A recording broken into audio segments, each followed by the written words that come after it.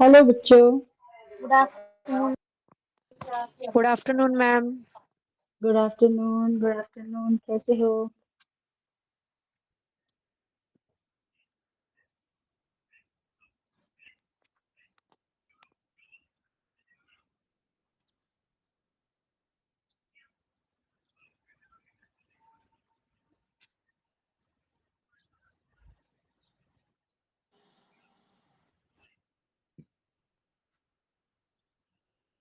रोहित भाई नमस्ते। अभी हम नमस्ते नमस्ते बच्चों, कैसे हो सब?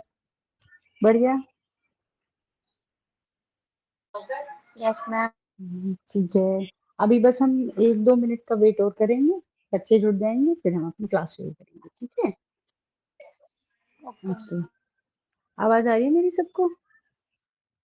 Yes ma'am. Yes ma'am. अन्य मैम आ रही है। Okay. Good evening ma'am. Good evening. वो मैंने ईद पे क्लास डाल दी थी, मुझे पता नहीं था उस दिन ईद थी, सैटरडे में।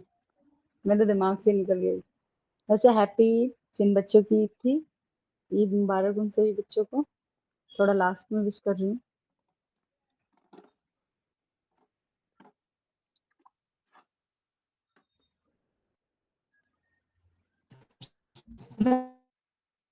मैम एग्जाम कब से है? तो एग्जाम मुझे नहीं पता अभी कब से हैं, वो तो मैम ही बताएंगे कब से हैं।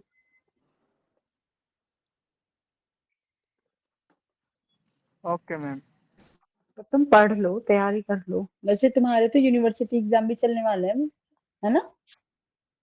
Yes ma'am. हाँ, हाँ जी यूनिवर्सिटी मैम। फाइनल। अच्छा, तुम फाइनल एग्जाम के बारे में पूछ रहे हो? हाँ फाइनल ये फर्स्ट फर्स्ट क्या क्या मैम है, सेकंड सेमेस्टर। सेमेस्टर के जो है। हाँ, सेकंड सेमेस्टर के फाइनल। समझ नहीं। मैम ने बताया कि फॉर्म भरे जा रहे हैं मैम। हम गए थे साइबर कैफे पे, लेकिन हाँ, वहाँ मना कर रहे हैं कि अभी नहीं आया लिंक तो तुम पोर्टल एक पर। काम करो ना, तुम पहले सर्च कर लो ना, जाके गूगल पे सर्च कर लो जाके। तुम खुद जाके लिंक खोल के देख लो ना, सारे के सारे चौधरी मैम चरण सिंह की वेबसाइट पे जाओ, और वहां पे आ रहा होगा लिंक। अगर ओपन होगा तो तुम चले जाना, नहीं तो रुक जाओ, वेट कर लो। वैसे एक दिन मैम आता नहीं। मैम वो बैक मैम वो बैक वाले के हैं जिनके फर्स्ट और सेकंड सेमेस्टर में बैक आई है, केवल उनके लिए है वो। जी अच्छा मैम। हाँ, तुम ये चीजों का ध्यान रखो। मतलब जब भी वो नोटिस डालेगी ना यूनिवर्सिटी, तो तुम उस नोटिस को ठीक से पढ़ लिया करो कि इस पे क्या लिखा हुआ है प्रॉपर।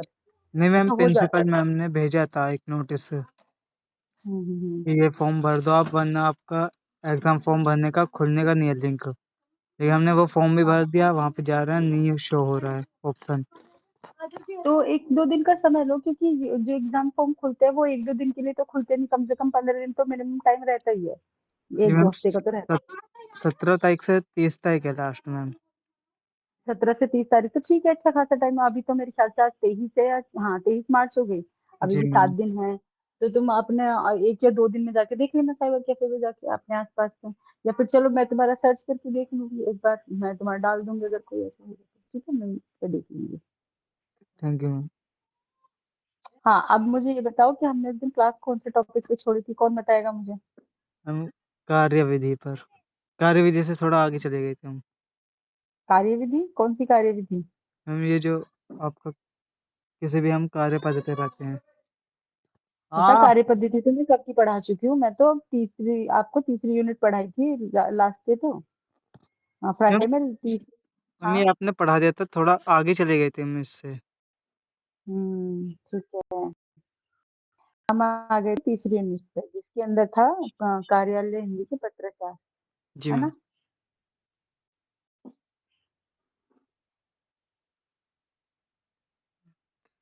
कोई कॉल कर रहा था कि कोई तो बच्चा?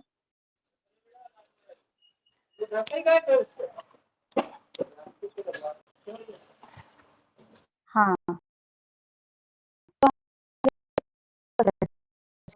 तो उस पत्राचार में से मैंने तुम्हें पत्राचार की विशेषताएं पढ़ाई थी उस दिन, लास्ट टाइम।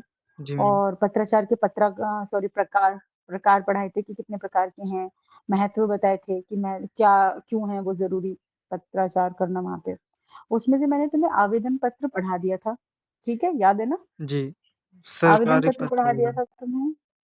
सरकारी पत्र पढ़ा दिया था। साथ में अर्ध सरकारी पत्र भी पढ़ा दिया था। कार्यालय और आदेश भी पढ़ा दिया था। कार्यालय आदेश भी पढ़ा दिया था, मैम परिपत्र भी पढ़ा चुकी हूँ, जी मैम। अधिसूचना भी पढ़ा चुकी हूँ।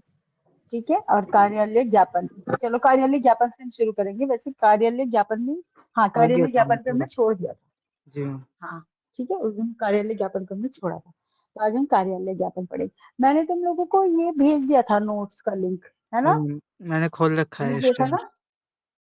अच्छा ठीक है, बहुत अच्छा करा। वैसे तुम लोग ही करा करो, अब से मैं एडवांस में तुम्हें लिंक भेज दिया करूंगी नोट्स का, और फिर तुम उसे खोल के बैठ जाया करो। जब मैं पढ़ाऊंगी ना, इससे ज्यादा दिमाग में जल्दी घुस जाता है ना? जी ठीक है, बहुत अच्छा किया, सुनील बहुत समझदार बच्चा है। ठीक है, तो कार्यालय ज्ञापन का अर्थ होता है, मतलब जैसे किसी कार्यालय में कोई सूचना या निर्देशन देने के लिए जो पत्र जारी करते हैं उसको ज्ञापन कहते हैं। जैसे एडवर्टाइजमेंट होता है ना? जी मैम। एडवर्टाइजमेंट जैसे देते हैं ना, लेकिन एडवर्टाइजमेंट जैसे किसी का प्रचार करने के लिए होता है, या फिर कोई आवेदन के लिए होता है कि हमारे यहाँ नौकरी खुली है, आप इस पे आवेदन कर लो, तो वो एडवर्टाइजमेंट होता है उस टाइप का। ठीक है, लेकिन जो कार्यालय ज्ञापन होता है उसके अंतर्गत उसमें अंतर होता है थोड़ा सा। बोलो लो। जैसे जो मतलब जैसे कार्यालय के अंदर कोई इंफॉर्मेशन देनी है, और कोई किसी को ऑर्डर देने हैं, ठीक है, उसके लिए जो पत्र जारी होता है उसको कार्यालय ज्ञापन कहते हैं। ठीक है, पहले तो मैं थोड़ा पहले इसको पढ़ा देती हूँ मैं कार्यालय ज्ञापन को, उसके बाद तुम्हें समझ आ जाएगा। ठीक है, पहले देख लो। देखो, जैसे सभी कर्मचारियों को निर्देशित किया जाता है कि वे प्रतिदिन प्रातः 10 बजे तक कार्यालय में उपस्थित होना सुनिश्चित करें। ये तो हमने बता दिया था उस दिन। जी मैम। अनुशासन बनाए रखने के उद्देश्य से आदेश जारी किया जा रहा है। वही मतलब जो ऑर्डर दिया जाता है पूरे कार्यालय को, जो भी मैंने समझाया था तुम्हें, वो देकर के, जैसे कि हमारी प्रिंसिपल मैम वो देती है ऑर्डर की इतने बजे सबको उपस्थित रहना है, इतने बजे टाइम है, इतना आना है, तो ये ठीक है। इसके अंदर इंफॉर्मेशन और ऑर्डर दोनों जारी किए जाते हैं। ये तो पढ़ा चुके हैं, तो हम विज्ञापन पढ़ाएंगे आज। ठीक है, होगा था मकान खड़ा। हाँ हो गया था मकान, बुनियाद होगी सारी। होगी सारी। ओहो। हो चलो गया। हम्म, ये क्या अपना फोन अपने घर पे कहीं कोने में रख के भाग जाते हैं बच्चे माइक स्पीकर भी बंद करना भूल जाते हैं।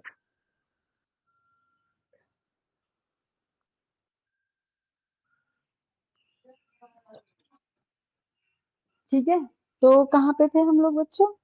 कार्यालय ज्ञापन हो चुका था, तो अब हम विज्ञापन के बारे में पढ़ाई करेंगे आज। विज्ञापन का मतलब होता है, सिंपल सी बात है, एडवर्टाइजमेंट देना।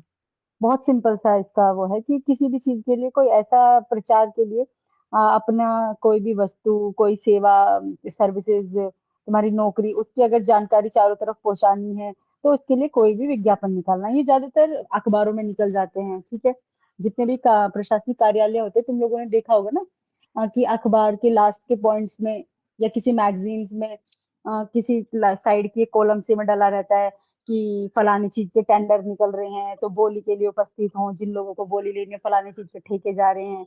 तो ऐसे जी मैम। टेंडर्स निकलते रहते हैं, जैसे टेंडर्स के विज्ञापन डाले जाते हैं। ठीक है, कोई नौकरी निकली है, उसका विज्ञापन डाला रहता है नीचे। ठीक है, किसी को टावर वावर कहीं लगवाना है, ये आप लोगों ने देखे होंगे ना कि एक अखबार का पूरा एक पेज होता है जिसके अंदर सारे के सारे छोटे छोटे एडवर्टाइज होते हैं, जी मैम, लिखे पेज होते हैं। नंबर 8 और 9। हाँ हाँ हाँ, बिल्कुल, बहुत अच्छे। तो वो होता है विज्ञापन। समझ आ गया? विज्ञापन, विज्ञापन तो मेरे ख्याल से सबसे हल्का, समझने में आसान है। ठीक है, तो विज्ञापन का फॉर्मेट क्या है? विज्ञापन का, हाँ सॉरी, पहले हम डेफिनेशन देखेंगे कि क्या है डेफिनेशन की। किसी वस्तु, सेवा या नौकरी की जानकारी के प्रचार हेतु प्रस्तुत करना विज्ञापन होता है। जैसा अभी मैंने बताया कि किसी भी चीज के लिए जो उसकी जानकारी पहुंचाने के लिए आम जनता तक, तो जो एडवर्टाइजमेंट डाला जाता है उसे विज्ञापन कहते हैं। ठीक है, प्रस्तुत करना उसको विज्ञापन कहते हैं। तो विज्ञापन कैसे लिखते हैं? देखो, एक प्रतिष्ठित कंपनी को सेल्समैन की आवश्यकता है। ठीक है, उम्मीदवार को कम से कम 12वीं तक उत्तीर्ण होना आवश्यक है, तथा उसे 1 वर्ष का अनुभव होना आवश्यक है। मतलब इसके अंदर क्राइटेरिया, क्वालिफिकेशन डाल दिए हैं कि ये इसके अंदर होना चाहिए। और जो भी है, कुल मिला के उनके वहां पे एक जॉब की वैकेंसी खुली है, और उन्हें वैकेंसी के लिए कोई इंसान चाहिए, तो अपनी बात कैसे पहुंचाएंगे वे आम लोगों तक? किसी तरीके से, या तो वो ये जो होता है आजकल तो वैसे सब डिजिटल हो चुका है, तो अखबारों के तो कौन पढ़ रहा है, हम में से कोई अखबार नहीं पढ़ता, तो जितना भी सोशल मीडिया पे चलता रहता है सारा विज्ञापन, है ना?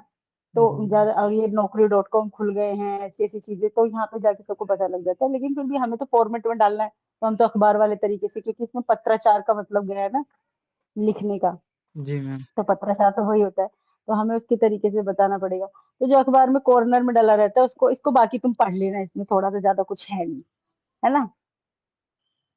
तो निविदा देखते हैं हम। निविदा काफी वो रहती है, जो भी मैंने तुम्हें बताया था टेंडर वाला, उसको निविदा बोलते हैं। जो टेंडर नहीं निकलते, सड़क के ठेके निकल गए, ठीक है, नल के ठेके निकल गए, दारू के ठेके निकल गए, गाड़ियां बिच रही हैं उनकी बोली के ठेके निकल गए, जमीन के ठेके निकल जाते हैं, गवर्नमेंट के सरकारी कोई, ये आवास विकास की तरफ से बहुत सारे टेंडर्स निकलते रहते हैं। तो ये जितने भी टेंडर्स होते हैं इनको निविदा कहते हैं। परिभाषा: किसी कार्य को करने हेतु ठेकेदारों से प्रस्ताव आमंत्रित करना निविदा कहलाता है। कि वो प्रस्ताव रखते हैं कि ये लोग आए, बोली लगाएं, जिसकी ज्यादा बोली होगी उसको। ये सुनिए कितने अच्छे फिल्टर लगा रहे हो भाई।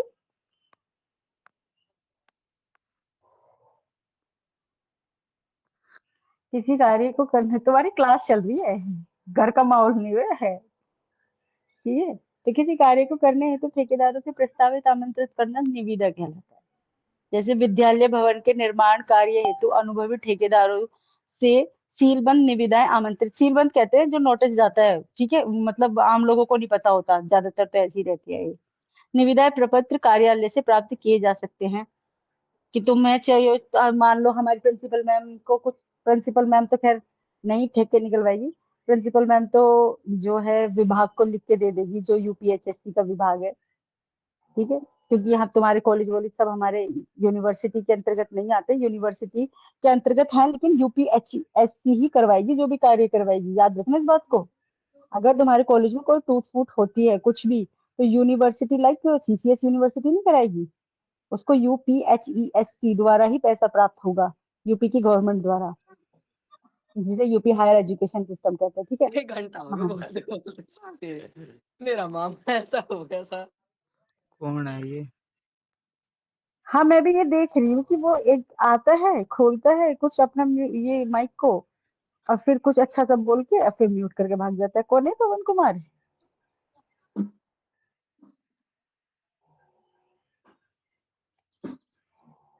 तो ये जो टेंडर्स होते हैं, मतलब मान लो प्रिंसिपल मैम ने लिखा खत कि हमारे यहाँ पे लिफ्ट नहीं चल रही है, लिफ्ट बंद है, हमारे यहाँ के वॉशरूम खराब है, या फिर हमारे यहाँ पे कुछ विद्यार्थियों के लिए कुछ नया सेमिनार हॉल बनवाना है, या जो भी बनवाना है, उसके लिए वो लिखेंगे लेटर, किसको? जाके यूपीएचएससी के अध्यक्ष को लिखेंगे, ठीक है? वहाँ यूपीएचएससी में गया वो लेटर, अब यूपीएचएससी जांच पड़ताल करेगा कि क्या वो ऐसा है सच में तुम्हारे कॉलेज के अंदर। तो जांच पड़ताल करने के बाद क्या करेगा, फिर वो ठेके निकालेगा, ठीक है, निविदाएं निकालेगा कि अब मतलब यहाँ पे इतना इतना निर्माण हेतु है, और अब ये सीलबंद निविदाएं आमंत्रित की जाती है, लोग आए इस आमंत्रित पे, और बोली बोले कि कौन किसको कितने रुपए में ये काम पूरा कर देगा, ठीक है, कितने कम से कम रुपए में काम कर देगा, कम से कम लागत में ये काम पूरा हो जाना चाहिए। तो जो इतना कम लागत वाला इंसान दिखा देगा उसका काम हो जाएगा। मान फिर बोलियां लगेंगी कि एक बोलेगा कि मैं तो 2 लाख में करूंगा, फिर एक बोलेगा मैं तो 1,90,000 में करूंगा, तो जितनी कम बोली जो लगा देगा उसको टेंडर मिल जाएगा, ठीक है? तो ये हुई निविदा, कंप्लीट निविदा।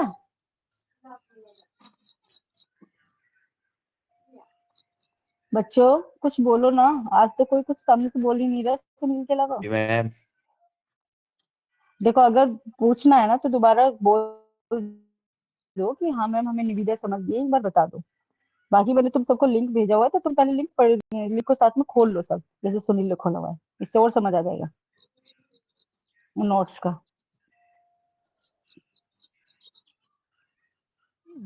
ठीक है? आगे आगे बढ़ाऊंगा।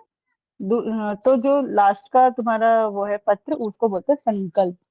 संकल्प लाइक कमिटमेंट, जैसे हम कोई कमिटमेंट कर लेते हैं ना कि हमें ये कार्य करना ही है, ये निर्णय लिया गया है, तो एक कमिटमेंट या कोई निर्णय उसको बोलते हैं संकल्प। जैसे किसी संस्था द्वारा लिया गया औपचारिक निर्णय संकल्प रहता है। औपचारिक मतलब फॉर्मल, जो किसी संस्था द्वारा लिया जाएगा तो वो सिंपल सी बात है औपचारिक होगा। इनफॉर्मल तो हम लोग अपने घर पे निर्णय लेंगे कि कल तो मैं सुबह उठ के पढ़ाई करूंगा, जो कि उठते हमें होने टाइम पे, है ना। तो जो संकल्प होते हैं, निर्णय लिया जाता है उसको। और तो संकल्प कैसे प्रेषित किए जाते हैं? संकल्प प्रेषित किए जाते हैं जैसे विद्यालय प्रबंधन समिति की बैठक में यह निर्णय लिया गया है कि विद्यालय परिसर में स्वच्छता अभियान चलाया जाएगा तथा सभी छात्रों को इसमें भाग लेने के लिए प्रेरित किया जाएगा। वैसे तुम्हारे कॉलेज में चलते रहते होंगे ये सब तो, समझ आ गया होगा। तो जो प्रशासन या एडमिन द्वारा जो निर्णय लिया जाता है और उस निर्णय को फिर लागू किया जाता है, तो उसको बोलते हैं संकल्प। जो निर्णय वाला लेटर लिखा जाता है, पत्र लिखा जाता है, उसको बोलते हैं संकल्प। समझ गए संकल्प? जी मैम। Okay ma'am. ओके। फिर आती है प्रेस विज्ञप्ति।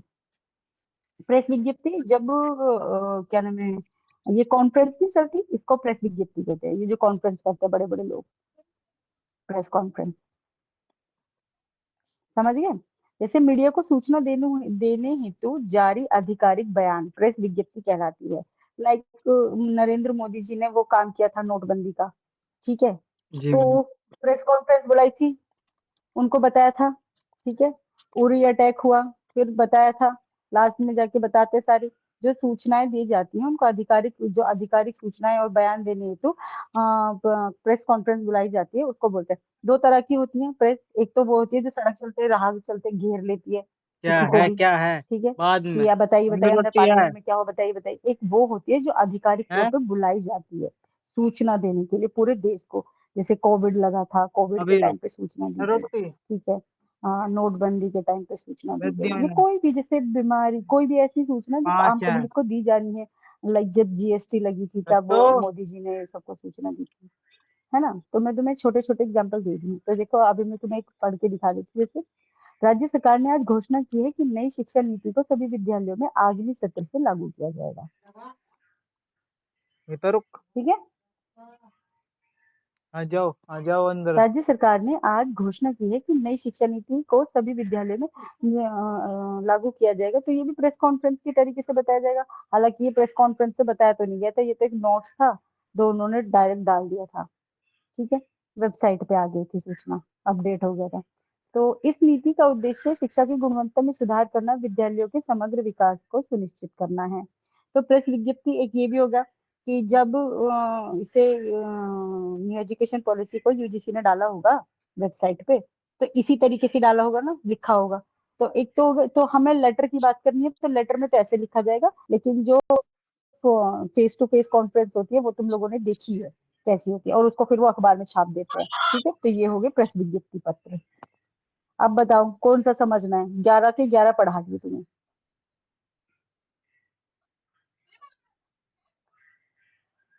समझ आ गया सबको? Yes, ma'am. ठीक है।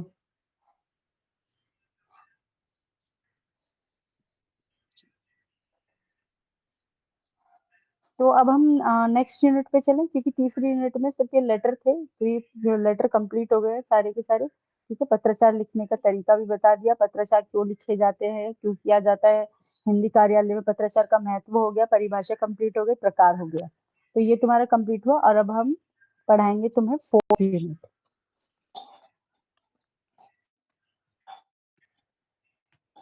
फोर्थ यूनिट में क्या है? फोर्थ यूनिट में तुम्हें मैंने डाली थी ना लिंक में। फोर्थ यूनिट में था कि तुम लोगों का, 1 मिनट रुकना बस, अच्छा 1 मिनट का वेट करना, ठीक है। मेरी आवाज आ रही है सबको? जी मैम। ठीक है। तो फोर्थ यूनिट के अंदर था प्रारूपण, टिप्पणी, संक्षेपण, पल्लवन एवं प्रतिवेदन। अब तुम्हारे तो ये सब सर से ऊपर चला गया होगा, सही कह रही हूँ ना मैं बिल्कुल? भाई आज क्लास में तुम्हारी मजा नहीं आ रहा, तुम सामने से बोल नहीं रहा। अभिषेक कहाँ है? अभिषेक बच्चा भी नहीं बात कर रहा, बिल्कुल सामने से बता ही नहीं रहा कुछ भी। Hello ma'am, good evening. Good evening. कहाँ हो तुम? गीता भी नहीं, कुछ सामने से आ नहीं रहा। 2 वे क्लास नहीं चल रही, आज 1 वे क्लास चल रही है। मैम एक्चुअली आज मैं आपको सुन रहा हूँ बस। अभी ले आता हूँ चलो। मैम, मैं जो बार्थ लेके आया हूँ अभी अभी, बस मैं अभी आता हूँ। मैं यहीं हूँ वैसे, आपके पास ही हूँ। नहीं मेरे पास तो नहीं है, तुम अपनी क्लास में रहो बस, ठीक है। हाँ जी मैम। क्लास ले लो। हाँ, तो आज का टॉपिक है 4th टॉपिक, प्रारूपण, टिप्पणी, संक्षेपण, पल्लवन एवं प्रतिवेदन। ये 4 टर्म हैं जो मैंने अभी तुम्हारे सामने बोले। इन 4 टर्मों पे हम बात करेंगे, ठीक है। सबसे पहले हम प्रारूपण से शुरू करेंगे। ओके। ओके। हम्म। तो प्रारूपण का मतलब होता है ड्राफ्टिंग। ड्राफ्टिंग लाइक मतलब जब भी तुम कोई लिखने वाले हो कुछ भी, तो उससे पहले तुम दिमाग में एक इमेज बनाते हो, एक तरीका सोचते हो कि हमें ना इस तरीके से ये करना है, ये फॉर्मेट यूज करना है और इस फॉर्मेट में हमें इसे लिखना है। मान लो चलो तुम्हें किसी को एप्लीकेशन लिखनी है, ठीक है, कोई आवेदन पत्र देना है बीमारी का, ठीक है, कि हम बीमार हैं और हम कॉलेज में नहीं आ सकते, ठीक है। तो हम इसकी ड्राफ्टिंग कैसे करेंगे? हम पहले सोचेंगे, सोचेंगे तो नहीं क्योंकि हमें तो बचपन से आता है, ये तो हमारा निजी काम हो गया, ये तो हमें लिखना ही लिखना है बचपन से। लेकिन मैं तुम्हें फिर भी एक तरीके में वो बता रही हूँ कि तुम्हारे दिमाग में आराम से समझ आ जाएगा कि तुम कैसे करोगे। तो हम पहले सोचेंगे कि हम सबसे पहले क्या लिखेंगे।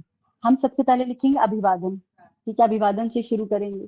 फिर हम विषय लिखेंगे अपना, फिर संबोधन लिखेंगे, ठीक है, और फिर वो पूरी कहानी लिखेंगे जो हमें अपने उस तक क्या बोलते हैं सामने वाले तक पहुंचानी है कहानी। तो ये जो दिमाग में हमने तरीका बनाया कि किस लय में किस तरीके से हम कार्य को पूरा करेंगे, वो एक ड्राफ्ट बना, उसे कहते हैं ड्राफ्टिंग, ठीक है। और ड्राफ्टिंग को हिंदी में कहते हैं प्रारूपण, ठीक है। अब प्रारूपण की पहले परिभाषा समझो एक बार, फिर दोबारा से समझाऊंगी। प्रारूपण का अर्थ है किसी पत्र, आवेदन, रिपोर्ट या सरकारी दस्तावेज को लिखने से पहले उसका प्रारंभिक रूप तैयार करना। और इसके अंदर कुछ भी आ सकता है, मैंने तो सिर्फ एक एप्लीकेशन बेस पे बात की है, इसके अंदर कोई रिपोर्ट आ सकती है जो हमें सबमिट करनी है, ठीक है, कि तुमसे रिपोर्ट मांगी गई दिव्या से कि दिव्या तुमने स्कूल में अब तक कितना कितना कार्य किया और किस किस तरीके से किया, कितना अचीव किया और कितना खोया, इसकी पूरी रिपोर्ट तैयार करो। तो तुम अपनी रिपोर्ट तैयार करोगी, ठीक है। और रिपोर्ट तैयार करने से पहले तुम ड्राफ्टिंग करोगी। ड्राफ्टिंग के हम लोग करते नहीं, हम अनिवार्य ही नहीं समझते ड्राफ्टिंग को, हम डायरेक्ट काम ही कर देते हैं क्योंकि हमने कभी सीखी नहीं ड्राफ्टिंग कैसे करते हैं। लेकिन जब तुम बड़े हो जाओगे ना हाँ, तुम पहले एक बात बताओ, तुमने कभी रिसर्च पेपर लिखा है किसी बच्चे ने? किसी ने भी? नो। हाँ, अभी तुम अभी बीए में हो, हाँ अभी बीए में हो ना, बीए में तो एमए में कंपलसरी हो जाता है रिसर्च पेपर लिखना, चाहे तुम किसी भी सब्जेक्ट से क्यों ना हो। अगर तुम लिटरेचर ले रहे हो, इंग्लिश लो या हिंदी या संस्कृत, तो तुम्हें एक रिसर्च पेपर लिखना ही पड़ता है इसके अंदर। अब एमए में कंपलसरी हो गया है। तो जब भी कोई रिसर्च पेपर हम लिखते हैं तो हम पहले दिमाग में एक बुनते हैं कि हम रिसर्च पेपर क्यों लिख रहे हैं। पहले तो उस क्यों का आंसर हमें उसमें देना पड़ता है, ठीक है। फिर हमें उसमें मेथड बताना पड़ता है कि हम किस मेथड से कर रहे हैं, ठीक है। फिर हमें उसमें डेटा बताना पड़ता है कि कौन कौन सा डेटा हमने यूज किया, ठीक है। उसके बाद हम पूरा एनालिसिस करके कंक्लूजन निकालते हैं। अंडरस्टैंड? Yes ma'am. ठीक है। तो अब तुम अंदर की बातें तो छोड़ दो, सिर्फ हेडलाइंस पे आ जाओ। हेडलाइन, जब हम निबंध लिखते हैं तो हमने निबंध में भी हेडलाइंस देखी होंगी, ठीक है। तो पहले हम हेडलाइंस बनाते हैं चीजों की, उसके अंदर फिर बक बक बक बक बक बक बक बक भरते होंगे। जैसा मोस्टली हम एग्जाम में यही करते हैं कि हम हेडलाइंस पे ही ध्यान देते हैं हलवा बना रही हो? कि हेडलाइन, तो हम हेडलाइंस पे ध्यान देते हैं कि हेडलाइंस एकदम सही होनी चाहिए क्योंकि टीचर की सबसे पहले ध्यान हेडलाइंस की जाएगी। बाकी अंदर हम कुछ भी कर देते हैं, कुछ भी थोड़ा बहुत सा ऊपर नीचे चल जाता है और वो काम हो जाता है। तो इसी तरह का ड्राफ्टिंग होती है। तो ड्राफ्टिंग में जब हम मेन चीज होती है, मेन चीज को एकदम परफेक्टली रखते हैं, अंदर हम फिर उसके बाद थ्योरी टाइप का कुछ कुछ लिखते रहते हैं, ठीक है। क्या बोल रहे? तो किसी भी पत्र, एप्लीकेशन, रिपोर्ट या कोई भी सरकारी दस्तावेज XYZ, हर वो चीज जो फॉर्मल लिखी हुई चीज है, ए, ठीक है, उसको चल। लिखने से पहले उसका प्रारंभिक रूप तैयार करना, इसको ड्राफ्ट कहते हैं, ठीक है। अगर हम एकदम इजी वर्ड में बात करें तो किसी विषय पर लिखने से पहले उसकी रूपरेखा बनाना, ये तुम्हारी परिभाषा होगी, पहले बता रही, जब परिभाषा का टाइम आए तो ऐसे लिखना। किसी भी विषय को लिखने से पहले उसकी रूपरेखा बनाना, उसे व्यवस्थित रूप देना ही प्रारूपण कहलाता है। यह अंतिम लेखन नहीं होता बल्कि प्रारंभिक लेखन होता है, शुरुआत का। उसके बाद में सुधार सुधार करके अंतिम रूप दिया जा सकता है, ठीक है। समझ गए प्रारूपण किसे कहते हैं? Yes ma'am. समझ आ गया ना सबको? अगर नहीं आया तो दोबारा एग्जाम्पल। Yes ma'am. यस ठीक है, मैम। मैं एक बार और बता देती हूँ। अनुष्का को समझ नहीं है, अनुष्का को बता देती हूँ। अनुष्का देखो, प्रारंभिक रूप मत सॉरी क्या बोलते हैं, प्रारूपण का मतलब होता है कि कभी भी लिखने से पहले उसकी रूपरेखा बनाना, उसे व्यवस्थित रूप देना कि हम इस फॉर्म में, इस लय में कार्य को करेंगे संपूर्ण। ठीक है, उसको बोलते हैं प्रारूपण। अब मैं थोड़ा सा समझाऊंगी ना तो तुम्हें समझ आ जाएगा, आगे देखना भी इसका लिख के भी बताऊंगी कि कैसे लिखता है, इसकी पद्धति क्या होती है। ठीक है, हालांकि मैंने जो नोट्स बनाए ना उसमें दोनों तरह का बनाया नोट्स। उसमें मैंने तुम्हें प्रारूपण का पहले डेटा डेटा दिया है कि प्रारूपण सिंपली तरीके से ऐसा होता है, और जब हम प्रारूपण को पूरा कर लेते हैं कार्य के साथ, उसके अंदर की भी चीजें लिख लेते हैं, तब वो अलग रूप में होता है। तो मैंने उसके दोनों रूप तुम्हें लिख के दिए भी है उसमें। तो प्रारूपण का सामान्य से परिचय, कार्यालय जितने भी ऑफिसेज होते हैं उनके अंदर जो काम होते हैं उसमें प्रारूपण का बहुत महत्वपूर्ण स्थान होता है। किसी भी सरकारी या औपचारिक पत्र को सीधे नहीं लिखा जाता, बल्कि पहले उसका एक ड्राफ्ट तैयार किया जाता है। हाँ, ठीक है, मतलब जब भी ये जितने भी ऑफिसेज होंगे ना इनके अंदर ऐसा होता है। हम लोग तो आम निजी जिंदगी में करते नहीं, क्योंकि अभी हम गवर्नमेंट सर्वेंट है नहीं, या हम कोई भी सर्वेंट अभी ठीक से है नहीं। हम अपना ही काम कर लें वही बहुत है। अभी तुम इसी हालात में हो, सबके सब बच्चे, इवन मैं भी। तो कार्यालय कार्यों में जो प्रारूपण का एक सबसे जरूरी चीज होती है कि वहां पे कोई भी बात सीधे नहीं लिखी जाती, बल्कि पहले उसका ड्राफ्ट तैयार किया जाता है। और उसकी आवश्यकता इसीलिए होती है ताकि लिखने को एकदम स्पष्ट बनाया जा सके, उसे व्यवस्थित बनाया जा सके, और उसकी गलतियों को पहले ही सुधार लिया जाए, शुरू में ही समझ लिया जाए कि हमारी कहाँ का गलती है। विचारों को क्रमबद्ध करने के लिए जब तुम पहले हेडलाइन बना लोगे, तो उसके बाद तुम्हारे दिमाग में उस हेडलाइन से संबंधित बहुत सारे विचार आएंगे फिर लगातार। ठीक है, जिसे तुम अपने आप व्यवस्थित और क्रमबद्ध तरीके से रखते चले जाओगे। जैसे मान लो कोई एस्से लिख रहे हो, हम एक एस्से का उदाहरण ले लेते हैं, क्योंकि सबसे ज्यादा सब बच्चों ने एस्से तो जरूर ही लिखा होगा ना। तो जब हम कोई निबंध लिखते हैं, तो निबंध में भी क्या होता है ना, शुरू में हम पहले क्या लिखेंगे, इंट्रोडक्शन देंगे। ठीक है, तो हम परिचय की परिचय नाम की एक हेडलाइन डालेंगे, उसके अंदर फिर इंट्रोडक्शन लिखेंगे। ठीक है, फिर इंट्रोडक्शन के बाद जो होगा उसके अंदर मेन चीज होगी, क्या हमें हुआ। बेटा अपना बेटा वो माइक म्यूट कर लो अपना माइक। ठीक है, तो जब ऐसे में हम पहले इंट्रोडक्शन देंगे, फिर अपनी बात रखेंगे कि जिस का इंट्रोडक्शन दिया है उसके बारे में सब कुछ लिखते चले जाएंगे, उसकी जितनी भी हेडलाइंस बनेंगी उन हेडलाइंस पे काम करते चले जाएंगे, और लास्ट में कंक्लूजन देंगे, निष्कर्ष देंगे। ठीक है, तो जितनी भी हेडलाइंस हुई ये एक तरह का ड्राफ्ट हुआ। ठीक है, अंदर जो बात हुई वो संपूर्ण बात है, फाइनल बात है। ठीक है, एनालिसिस वाली बात हो गई वो नहीं, लेकिन जो सबसे पहले हेडलाइंस लिखी, जो हेडलाइंस हमारे दिमाग में आई, वही उसका ड्राफ्ट है। और इससे सिंपल परिभाषा ड्राफ्टिंग की कोई हो ही नहीं सकती। अब समझ आया ड्राफ्टिंग किसे कहते हैं? जी मैम। मैम रिसर्च ठीक है, रिसर्च लेटर हमने हाँ। लिख रखा है शायद, 12th में हम्म हमसे लिखवाया था कि हम हमारे यहाँ पे कुछ भी हुआ हो तो उसके ऊपर एक हम्म लेटर लिखो।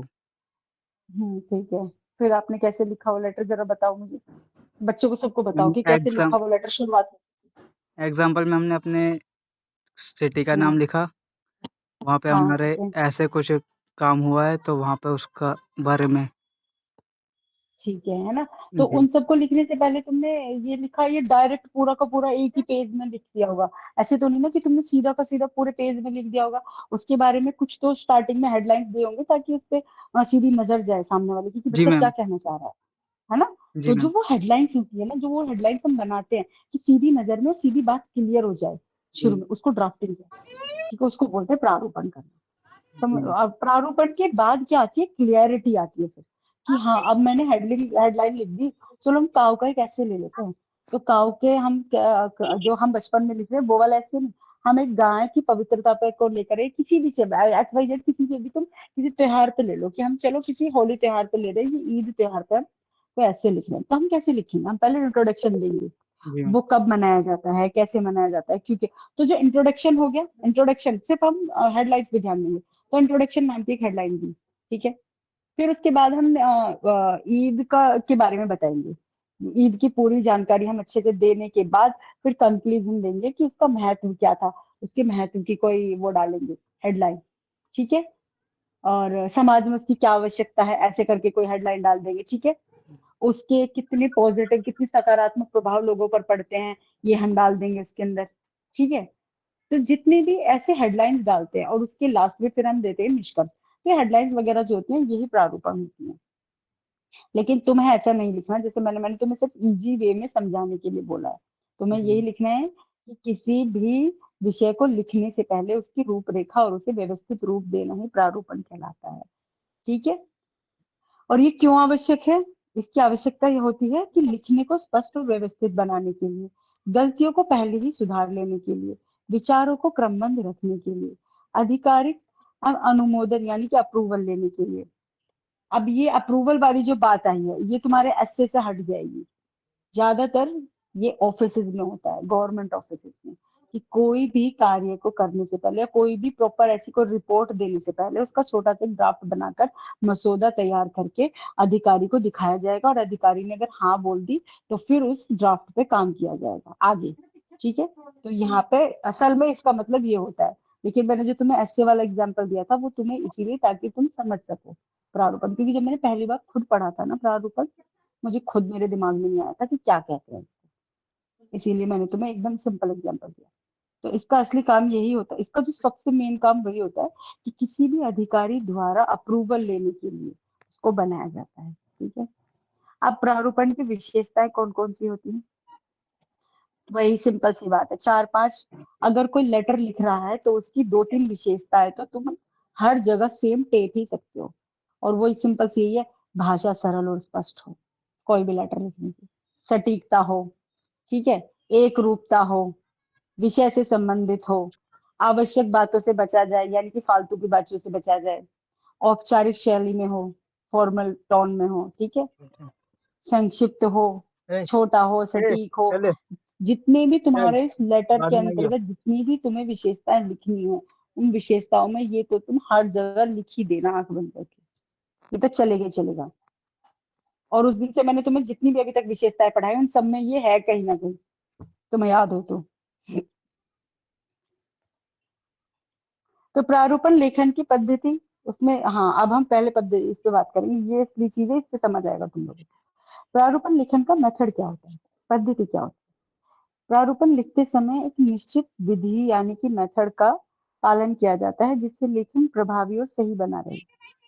इसमें सबसे पहले होता है विषय, इधर की वही साइड है। विषय की समझ। सबसे पहले यह समझना जरूरी है कि जो पत्र या दस्तावेज किस विषय पर बन रहा है। बिना समझे लिखा गया प्रारूप एकदम गलत भी हो सकता है, इसीलिए पहले तुम्हें उस विषय की समझ होनी चाहिए जिसका तुम प्रारूप बना रहे हो, ओके। फिर अनावश्यक तथ्यों का संग्रह, आवश्यक इंपॉर्टेंट फैक्ट्स का कलेक्शन करना, ठीक है।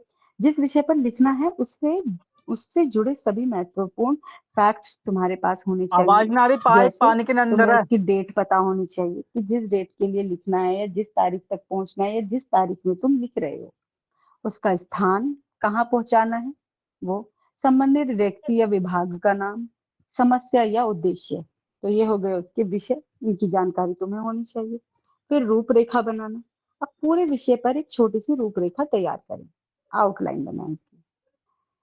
फिर उसके बाद लेखन क्रमबद्ध में रहता है। फिर प्रारूप तैयार करना, अब रूपरेखा के आधार पर प्रारूप लिखें जिसमें पहले होगा इंट्रोडक्शन, वही, फिर मुख्य विषय, फिर निष्कर्ष। 3 चीज इसके अंतर्गत आती हैं हर प्रारूप के अंतर्गत। फिर भाषा शैली वही, सिंपल, सरल, शुद्ध, स्पष्ट, वाक्य छोटे, संक्षिप्तता, औपचारिकता, ये सब ध्यान में रखना। फिर संशोधन, अंत में प्रारूप को ध्यान से पढ़कर गलतियां सुधारें कि इसमें कहीं अनावश्यक बातें तो नहीं है, और अगर वो हैं तो उन्हें हटा दें, ठीक है। अब मैं तुम्हें एक बोल के बताऊंगी पहले तो कि कैसे लिखते हैं, कोई भी प्रारूप कैसे बनाते हैं। प्रारूप मान लो भारत सरकार या किसी मंत्रालय को वो लिखना है, कोई एप्लीकेशन देनी है, XYZ कोई भी एप्लीकेशन, तो ऊपर क्या लिखेंगे, भारत सरकार और उस मंत्रालय का नाम, ठीक है। फिर विभाग का नाम, फिर संख्या यानी कि लेटर नंबर डालना पड़ेगा, फिर जिस स्थान पर भेजा गया है वो स्थान का एड्रेस, फिर जिस तारीख को भेजा गया उस तारीख को, फिर वही जो मैंने बताया संबोधन के बारे में, प्रेषक के बारे में, अधिकारी का पद, उसके विभाग का नाम, फिर उसके बाद सेवा में बोल मत दीजिए। महोदय महोदय XYZ पूरी कहानी जो भी है, फिर उसके बीच में एड्रेस, फिर विषय को स्पष्ट शब्दों में लिखकर पूरा कि महोदय उपयुक्त विषय में आपके पत्र संख्या फलाना ढिमकाना में उस संदर्भ में मुझे यह निर्देश दिया हुआ है कि मुझे ये कहना है वो कहना है। ठीक है, उसके बाद एक हृदय वाला भावाद्य देके कि आपका आज्ञाकारी या फिर आपका प्रिय, आपका अनुज जो डालते हैं, फिर उसके अंत में डालते हैं क्या, साइन सिग्नेचर। ठीक है, और फिर जो भी अधिकारी का नाम है वो डाल देते हैं। मैंने ये पूरा बना के तुम्हारे इसमें डाल दिया है वैसे, और तुम्हें समझ आ जाना चाहिए। तो मैं लिंक तुम्हें सेंड कर देती हूँ, एक बार तुम खोल लो मेरे साथ बैठ के।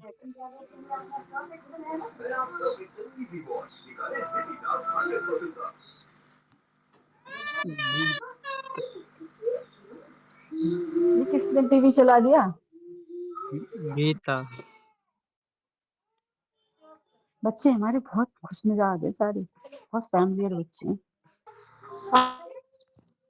फिर हेलो बच्चों, आवाज कट गई है क्या मेरी? नो मैम आ रही है आवाज। नहीं आ मैम, रही क्लियर है? है आपकी वॉइस। ठीक है, ओके।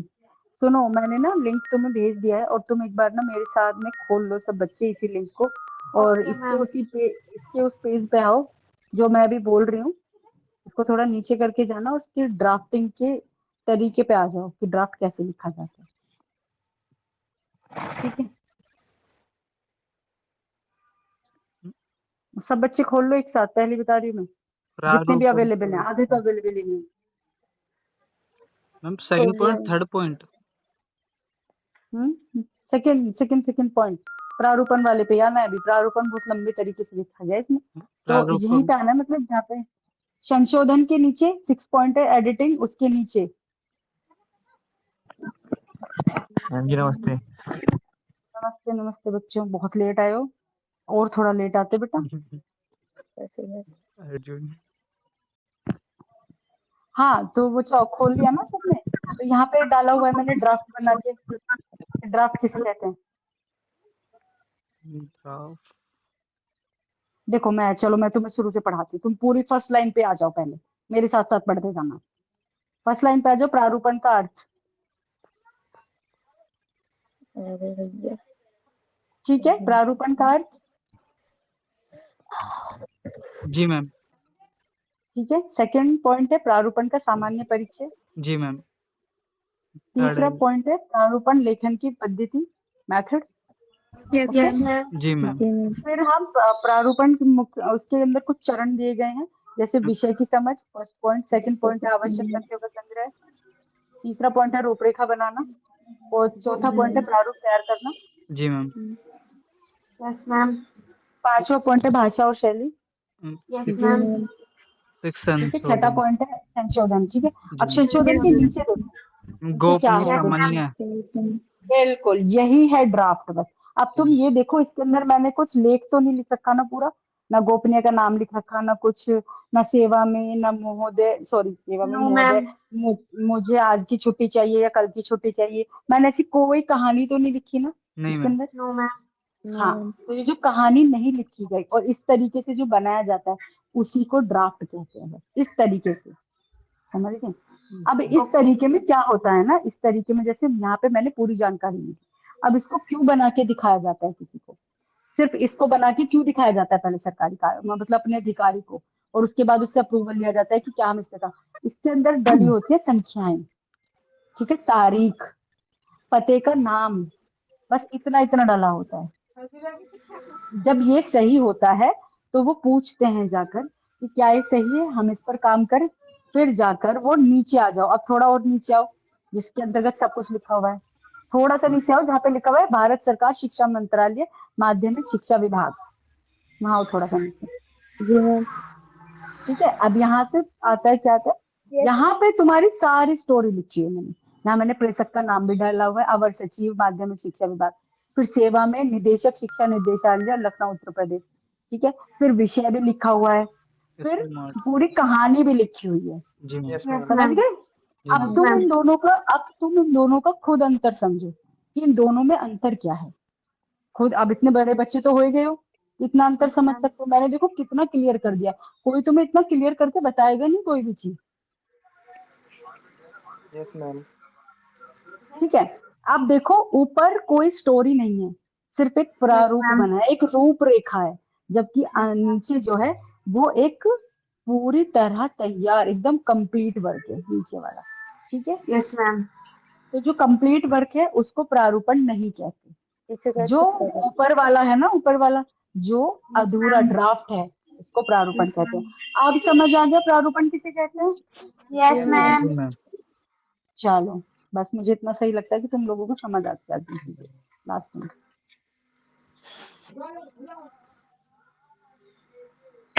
और ये सिर्फ मैंने जो बनाया था ये तुम्हें सिखाने के लिए बनाया था, दिखाने के लिए, क्या कि तुम देख लो अच्छे से, समझ आ जाएगी कि प्रारूपण किसे कहते हैं। बाकी तो इसके अंदर जो पूछा जाएगा ना, वो पूछा जाएगा परिभाषा, प्रारूपण के महत्व, ठीक है। और क्या, और या फिर तुमसे पूछा जा सकता है कि प्रारूपण कैसे बनाते हैं बताओ। तो अगर पूछा जाए कि प्रारूपण कैसे बनाते हैं, तो जो मैंने ऊपर वाला लिखा है ना, उसको बना देना, ओके। Yes ma'am. जो ऊपर वाला था उसे लिख देना, ओके। ठीक है, तो अब हम आते हैं दूसरे पॉइंट पे, टिप्पणी, ओके। पता है बहुत सारी साउंड्स आ रही हैं अजीब सी, क्लास को डिस्टर्ब कर रही है। ये मीना, मीना अपना म्यूट करना बेटा। Yes ma'am. हाँ बेटा एक बार म्यूट करो इसको। हाँ, ये मीना के पास से बहुत सारी साउंड आती हैं आसपास से।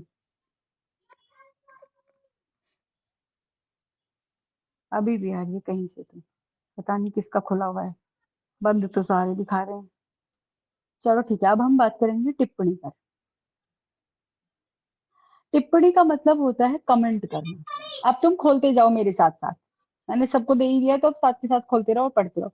टिप्पणी का मतलब होता है कमेंट करना। और सीधी बात में दो, सिंपल सी बात होती है कि जब हम किसी भी चीज पर, यूजुअली हम सबसे ज्यादा बच्चे करते ही रहते हैं पूरा दिन, किसी की आ, किसी को देख लिया हमने और पीठ पीछे बैठ के हम ज्यादातर टिप्पणियां करते रहते हैं कि अरे ये तो ये ऐसे फलाना ढिंगाना, इसका ये उसका वो, ये ऐसे नहीं पढ़ता वैसे नहीं पढ़ता, इसकी राइटिंग ऐसी उसकी राइटिंग वैसी, वो सब कमेंट होते हैं एक तरह के, समझ रहे हो, जी मैम।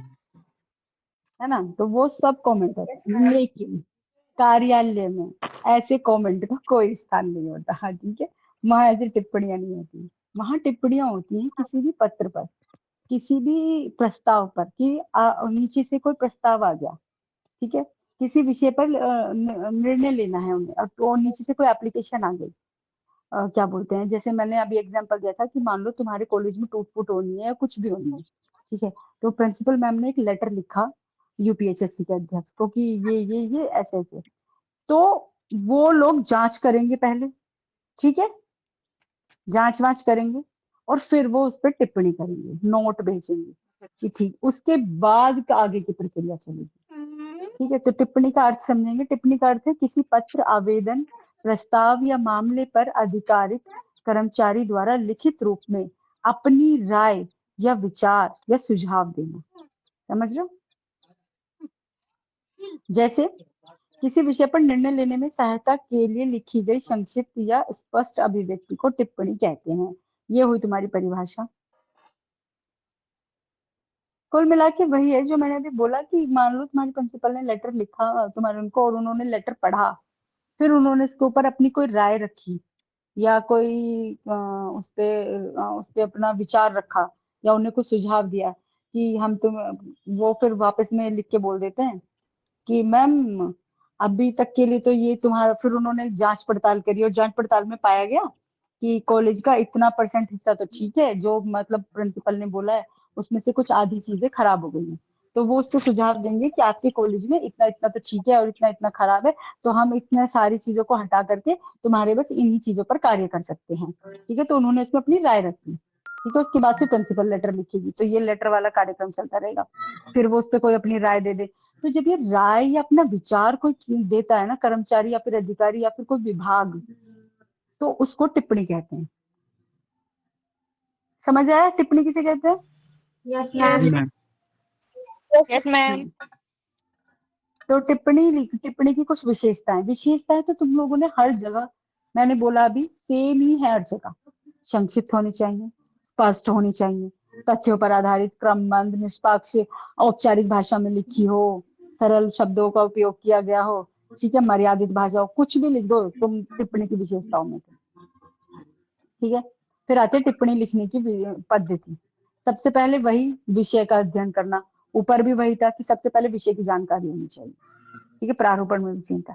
फिर मुख्य बिंदुओं का चयन करना, फिर उसको छोटे तरीके से प्रस्तुत करना, लास्ट में सुझाव या राय देना। उसमें निष्कर्ष देना था प्रारूपण में, लेकिन यहाँ पे असली बात तो राय देने की होती है, विचार व्यक्त करने की है। तो यहाँ पे जो लास्ट के होते हैं वो होते हैं, लास्ट की सॉरी, उसके बाद होता है राय देना या सुझाव देना, और लास्ट में निष्कर्ष करना। अब टिप्पणी के प्रकार कितने हो जाते हैं?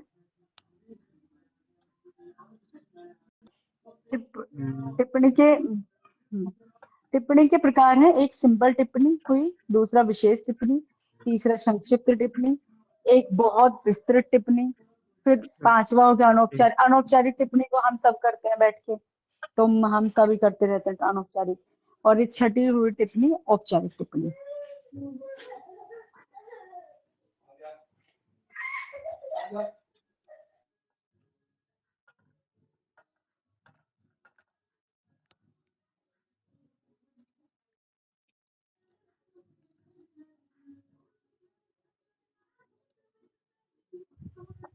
हेलो, मेरी आवाज आ रही है? अच्छा, Yes, ma'am. ठीक है। तो सामान्य और साधारण टिप्पणी किसी भी सिंपल से मामले में लिखी गई। विशेष टिप्पणी होती है जो किसी जटिल मामलों में लिखी जाती है, उन्हें और उनके लिए कोई, जैसे बड़े बड़े मंत्रालयों में लिखी जाती है कि युद्ध स्तर की कोई बात आ गई और उसको सुझाव देना है किसी भी एक मंत्रालय से दूसरे मंत्रालय में, वहां जो टिप्पणियां की जाती हैं। या कोई घटना हो गई है बहुत तगड़े वाली, मर्डर केस हो गया, कोई रेप केस हो गया, तो इन चीजों पर जो सुझाव या राय दिए जाते हैं विभागों में आपस में, वो वाली टिप्पणी हो गई। ठीक है। विस्तृत Okay, टिप्पणी, ma'am. जिसके अंतर्गत किसी सॉरी संक्षिप्त टिप्पणी, यानी कि जो बहुत छोटे छोटे, कोई छोटी सी बात पे छोटी सी राय दे दी जाए, उसको छोटी संक्षिप्त टिप्पणी कहते हैं। विस्तृत, इसमें पूरे के पूरे विषय का पहले विवरण दिया जाए, फिर उसके कारण क्या है, फिर उसका सुझाव, फिर उसका निष्कर्ष शामिल हो, ठीक है, उसको विस्तृत बोलते हैं। अनौपचारिक टिप्पणी, अनौपचारिक टिप्पणी जैसे हम लोग करते ही रहते हैं, कभी कभी आंतरिक उपयोगों के लिए सरल भाषा में लिखी गई टिप्पणी होती है। ठीक है, ऐसा Yes, ऑफिस ma'am. में अनौपचारिक टिप्पणी ऑफिस में भी होती है, ऐसा नहीं है, लेकिन उनकी मर्यादित भाषा में होती है, आपस में होती है। ठीक है, लेकिन हम लोग बहुत ज्यादा करते हैं अनौपचारिक टिप्पणी आपस में, कि गीता आज ये कपड़े पहन के आई, गीता ऐसी दिख रही थी, गीता वैसी दिख रही थी, ये कर रही थी, वो कर रही थी। फिर दिव्या बोलती है नहीं नहीं ऐसी नहीं है वो, फिर दिव्या अपने सुझाव रखेगी, नहीं नहीं उसकी लिपस्टिक का कलर थोड़ा सा तो ठीक ही था, उसकी बिंदी थोड़ी सी अच्छी थी, उस पर सूट कर रही थी, फाइनली अपना विचार रखेंगे। तो ये वाली टिप्पणी हो गई।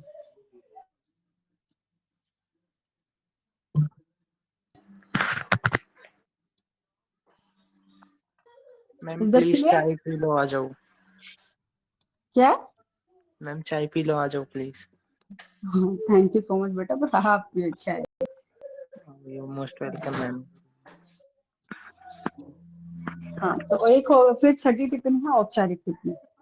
औपचारिक टिप्पणी जो पूरी तरीके से सरकारी और नियमबद्ध भाषा में लिखी जाती है उसको औपचारिक टिप्पणी। औपचारिक, सारी टिप्पणियां औपचारिक ही होती है, सिंपल सी बात है, किसी को भी कोई ऐसी भाषा में नहीं लिख सकते, वो फॉर्मल लैंग्वेज ही यूज की जाती है उसके अंतर्गत।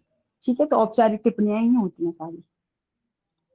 अब इसमें मैंने टिप्पणी लिखने का तरीका भी देखो तुम्हें ऊपर बता रखा है पूरा का पूरा, कि मान लो अब पहले ही टिप्पणी का दोनों तरीके हैं। पहले मान लो मुझे किसी से प्राप्त हुआ पत्र, ठीक है, और मैं उसके ऊपर कैसे टिप्पणी लिखूं, तो पहले जो प्राप्त पत्र है उसको पढ़ेंगे, उसके बाद जो मैं लिखूंगी उसको पढ़ेंगे। ठीक है, मान लो कोई मुझे प्राप्त हुआ पत्र, शिक्षा निदेशालय से मेरे पास कोई पत्र आया, ये मेरे पास या तुम्हारे ऑफिस में या कॉलेज में कहीं पे भी एक पत्र है शिक्षा निदेशालय से, उसका विषय है कि विद्यालयों में कंप्यूटरों की कमी के संबंध में सविनय निवेदन है कि हमारे राज्य के अधिकांश सरकारी विद्यालयों में कंप्यूटरों की पर्याप्त व्यवस्था नहीं है। इसके कारण छात्रों को आधुनिक शिक्षा प्राप्त करने में कठिनाई हो रही है। अतः आपसे अनुरोध है कि विद्यालयों में आवश्यक संख्या में कंप्यूटर उपलब्ध कराने हेतु एक आवश्यक कार्यवाही करने की कृपया करें। वही वाली बात जो मैंने थोड़ी देर पहले कि तुम्हारी प्रिंसिपल को कुछ ज्यादा जरूरत किसी चीज की भी, और उन्होंने ऊपर शिक्षा विभाग में लिख दिया लेटर। ठीक है, अब शिक्षा विभाग वापस से एक लेटर लिखता है, उसी पर टिप्पणी करेगा। अब वो लिखता है, टिप्पणी कैसे की जाती है अब ये देखो। ठीक है, लेटर मिल गया शिक्षा विभाग को। अब शिक्षा विभाग लिखेगा, उपरोक्त पत्र के माध्यम से शिक्षा निदेशालय उत्तर प्रदेश द्वारा विद्यालयों में कंप्यूटर की कमी की समस्या की ओर ध्यान आकर्षित किया गया है। पत्र में उल्लेख किया गया है कि कंप्यूटर के अभाव में छात्रों को आधुनिक शिक्षा प्राप्त करने में कठिनाई हो रही है। ठीक है, इस संबंध में यह तथ्य विचारणीय यानी कि सोचने लायक है कि वर्तमान समय में डिजिटल शिक्षा को बढ़ावा देना अत्यंत आवश्यक है। अतः विद्यालयों में कंप्यूटर उपलब्ध कराना आवश्यक प्रतीत होता है। अतः प्रस्ताव से संबंधित विभाग से विद्यालयों की आवश्यकताओं का विवरण प्राप्त कर आवश्यक संख्या में कंप्यूटर उपलब्ध कराने की कार्यवाही की जाए। उन्होंने भी सुझाव ही दिया है।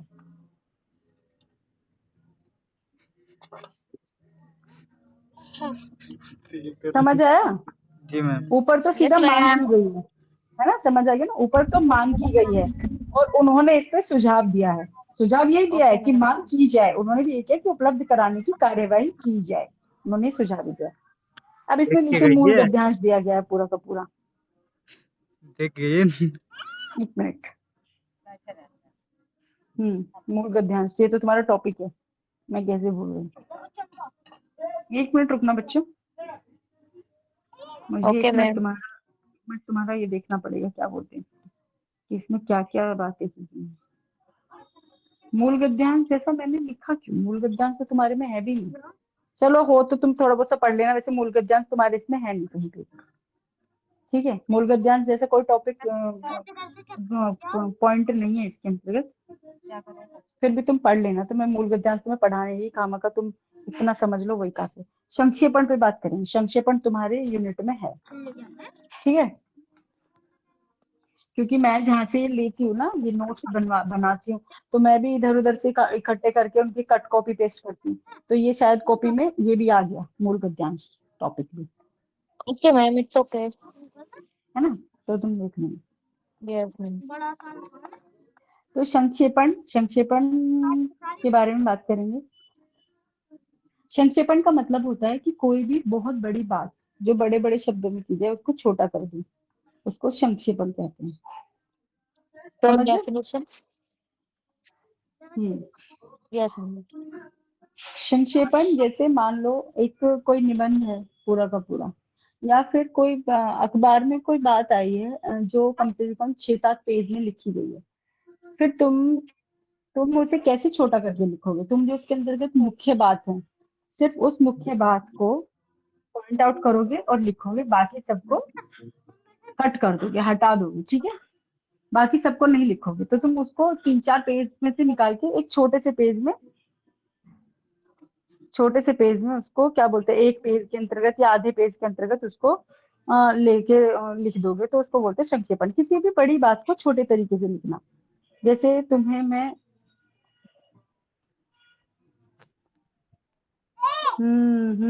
टिप्पणी,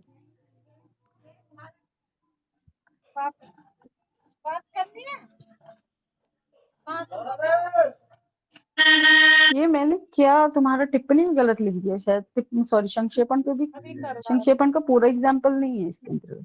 पल्लवन तो ठीक है पर संक्षेपण नहीं है। बच्चों एक काम करो, आज हम ना पल्लवन पे बात करेंगे सीधा, पल्लवन प्रतिवेदन पे। संक्षेपण में तुम्हारा अलग से लिख के तो मैं दोबारा दूंगी और उस पर फिर बात करेंगे, क्योंकि जो संक्षेपण है ना उसका उदाहरण तो आ गया, इसके अंतर्गत ना संक्षेपण की परिभाषा लिखी हुई है ना कुछ है, तो वो मैं तुम्हारा इसके अंतर्गत ऐड करके दोबारा इसको एडिट करके इसी में भेज दूंगी।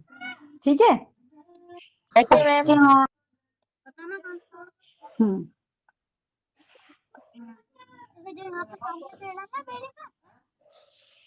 तो हम सीधा पल्लवन पढ़ेंगे, संक्षेपण हम कल पढ़ेंगे। संक्षेपण को मैं दोबारा तुम्हें, क्योंकि इसमें ना तो डेफिनेशन है, सिर्फ एक एग्जांपल दिया हुआ है।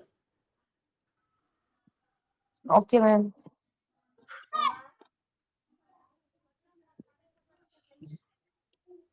तो पल्लवन का अर्थ है किसी संक्षिप्त कथन, सूक्ति, कहावत या किसी विचार को विस्तार पूर्वक समझाना और विकसित करना। ये संक्षेपण के एकदम उल्टा है। संक्षेपण का अर्थ था कि किसी भी चीज को छोटा कर देना, और पल्लवन का अर्थ होता है बड़ा करना, छोटी बात को बड़ा करना।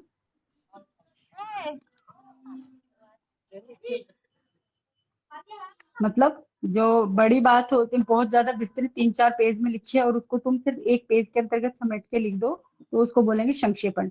लेकिन एक छोटी बात जो 1 पेज या आधे पेज में लिखी हुई है, उसको तुम 2 या 3 पेज में विस्तृत करके पूरी अपने विचारों की अभिव्यक्ति अच्छे से एक एक पॉइंट पे बात करके लिखो और उसे फैला के लिखो, उसको बोलते हैं पल्लवन। ठीक है, समझ आया?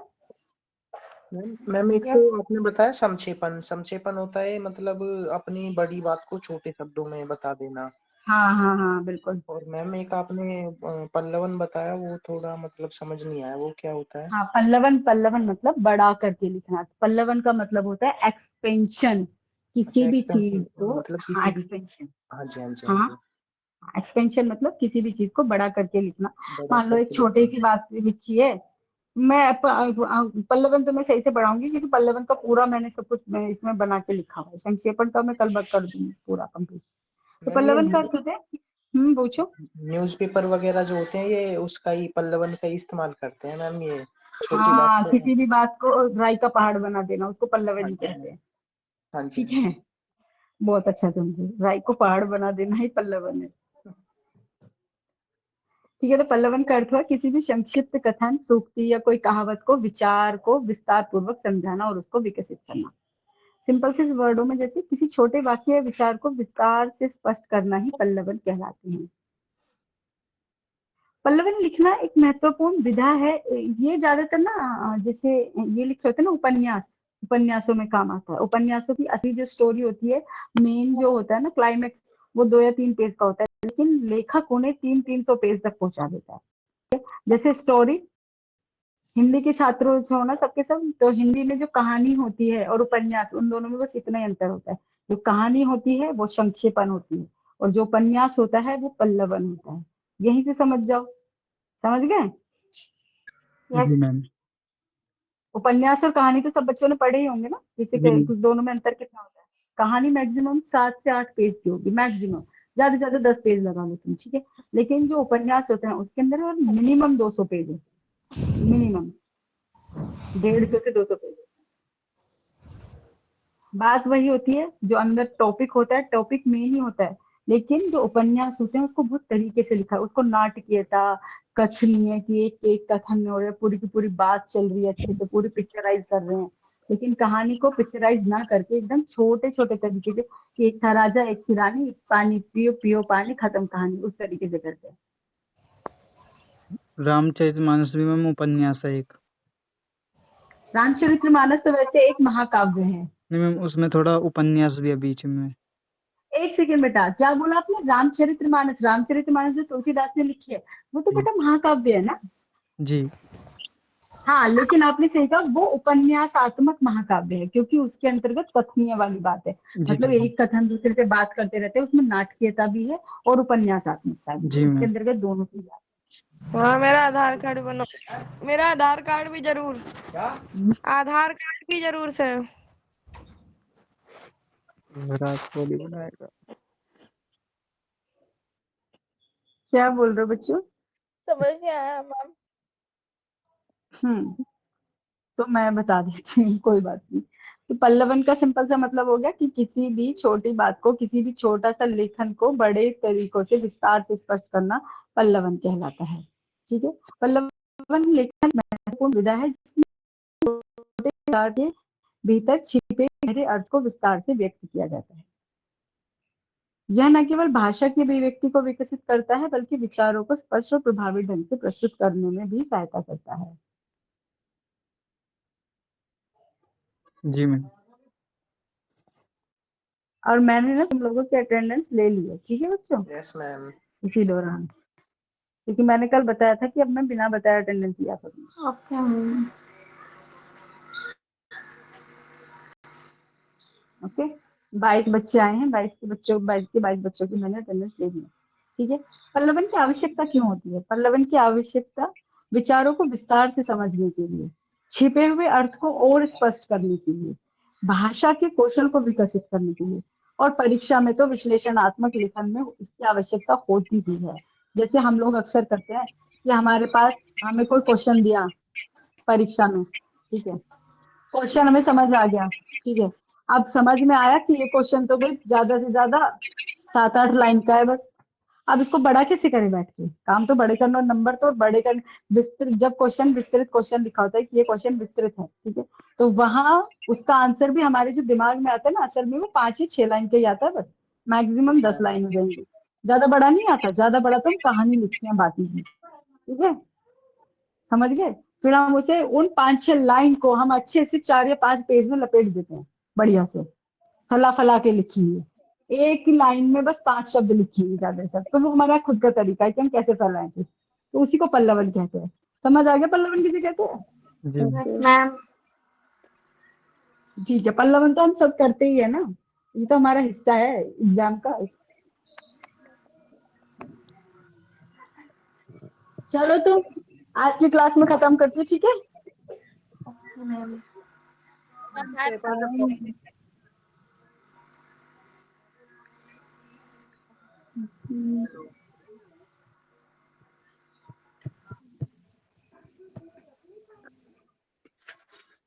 भाई फॉर्म कब भरे जा रहे हैं कॉलेज के सेकंड सेमेस्टर? तू बता रहे भाई, तूने तो एलसीसी वाले ग्रुप में तो मैसेज क्या करा था?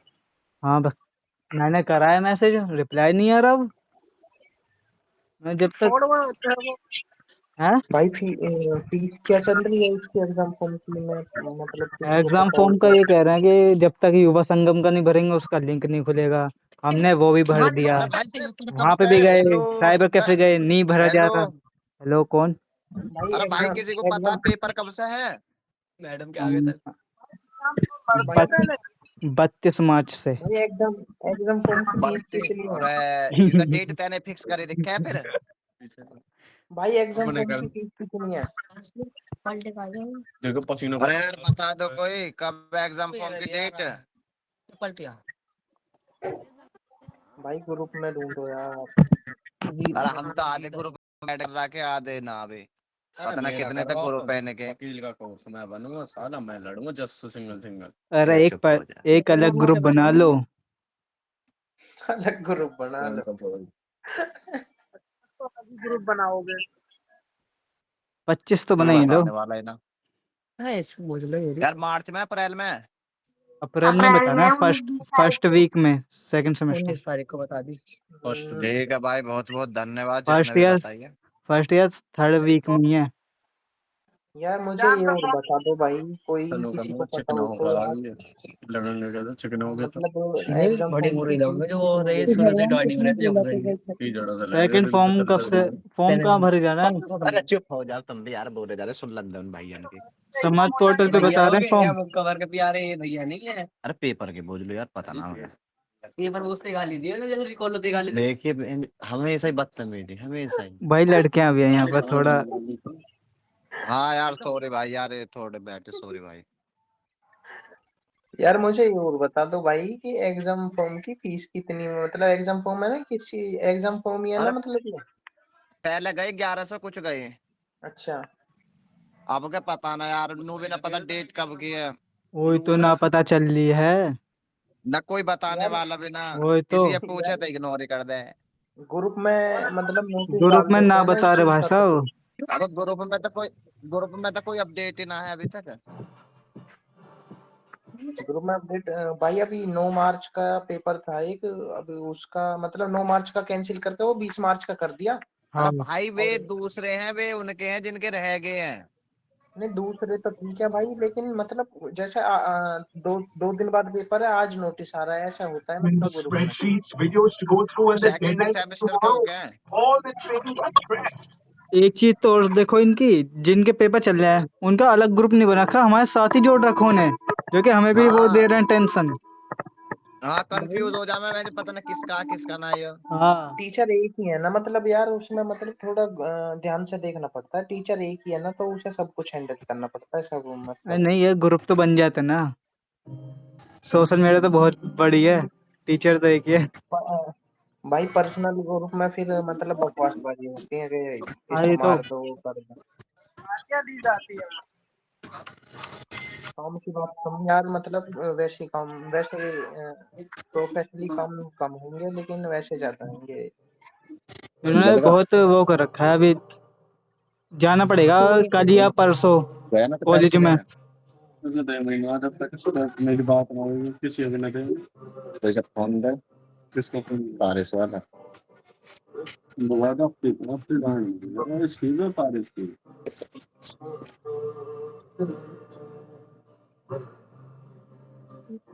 अबे रोज की ऑनलाइन वो हो रही है, ऑनलाइन क्लास ऑफलाइन ना होवे। ना, ऑफलाइन से तो सही है, क्योंकि ऑफलाइन में एक तो एक ही क्लास चलेगी ऑफलाइन, पैसे खर्च होंगे जाने में, वो भी देखेंगे पैसे अरे की। लेकिन नहीं ऑफलाइन में सिर्फ एक ही क्लास हो रही है, फिर अब यही होएगी बस, अगर होएगी भी तो। ऑफलाइन में बच्चे नहीं जाने के हैं, फिर भाई मुझे मैम ये नहीं कैंसिल कर पता, देती है। यकीन नहीं मानोगे यार, मुझे ये नहीं पता कि हिंदी की क्लास किस रूम में लगती है। वो सोशल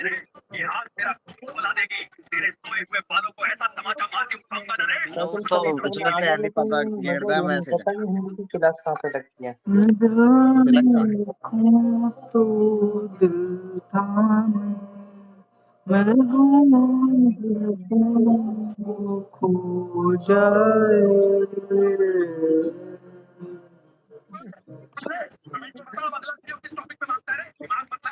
भाई जैसा भी हो बता दियो यार, हमें भी पेपर वेपर के ठीक है। भाई हम खुद ढूंढ रहे हैं। अरे यार लॉन्डन का यही तो है झमेला, पता ही सबसे एंड में लगे हैं इन्हें। पेपर ने बहुत गम दे रखा है। हाँ। मैम से पूछ लेने।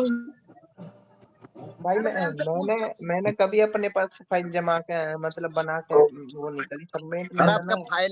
फाइल जमा हुई बहन चो, हमें तो पता भी ना चले कि फाइल भी जमा करनी है। एक लोंडा ना बनाई हमने तो बाकी फोटो कॉपी करके जब दे दी ले मैं ली वाने। देखूं तो आपके पास मैंने फाइल ऑफिस में बनी से थी क्या निकाल ला कोई किसी फाइल। भी सब्जेक्ट की? किसी को है पता? पता मैंने क्या करा था एक बार। एक बार भाई मैंने मतलब एमए की फाइल उठाई और उसमें अपना नाम, मतलब उसका नाम हटा, पेज निकाल के वो फ्रंट पेज जो होता है अपना लगा के, और मतलब बीए में जमा करवा दी वो। यहीं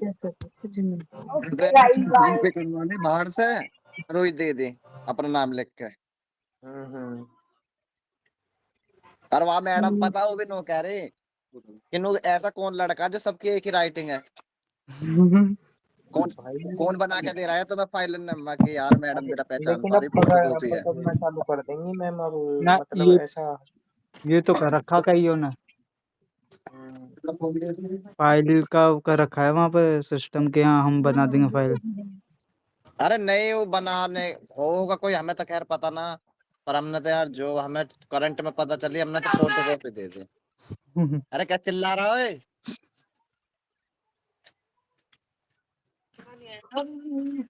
खिलानी है। अरे थम्स अप लिया है। मैं ही पीऊंगा फिर तो कोई सा ना पीवे तुम भाई में से। मोम ठंडी मंगाओ यार, मोम ठंडी। जलगा मोम डी। तो क्या बेच लेगा हम तो तुझे। या चालू तो कर ले। सुनील, देख वो लिया है वो बन गई होगी। हाँ हेलो जा। Sunil, hello, you listen me Sunil. NCC कब चालू हो रही है अब? पता नहीं भाई, हाँ? भाई पता नहीं। और ये युवा संगम क्या है? फॉर्म जो भरे जा रहे हैं, जेलर वाली है। अरे जो युवा संगम के फॉर्म भरे जा रहे हैं, इनका क्या है मैटर?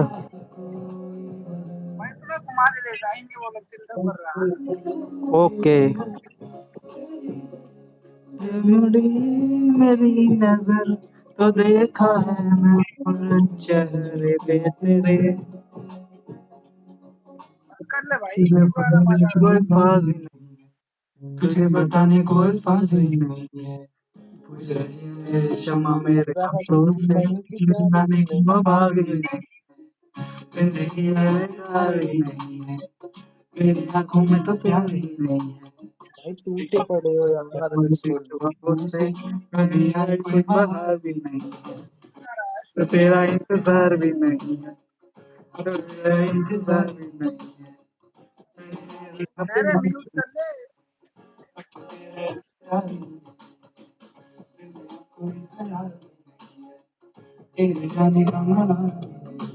कौन कौन आ रहा है वेडनेसडे को कॉलेज में वहीं पता करते हैं प्रिंसिपल ऑफिस में भाई वैसे उसको देना गलत बात है लेकिन नो बता दो तम्बाकू कौन सा चल रहा पड़ गया नहीं। क्योंकि प्रिंसिपल ने बहुत कर रखा है दिमाग खराब अब तो तेरा इंतजार ही नहीं तेरा यार तुम नो इंतजार कह ही रहे हो। ठीक है मैं सुनी।